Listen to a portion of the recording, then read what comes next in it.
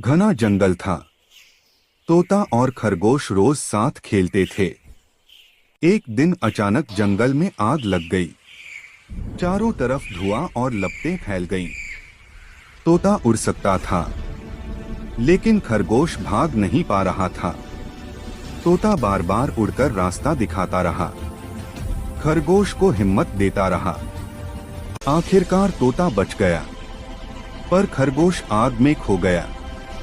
आज भी जले जंगल में तोते की उदास आवाज गूंजती है। काश मैं तुम्हें बचा पाता।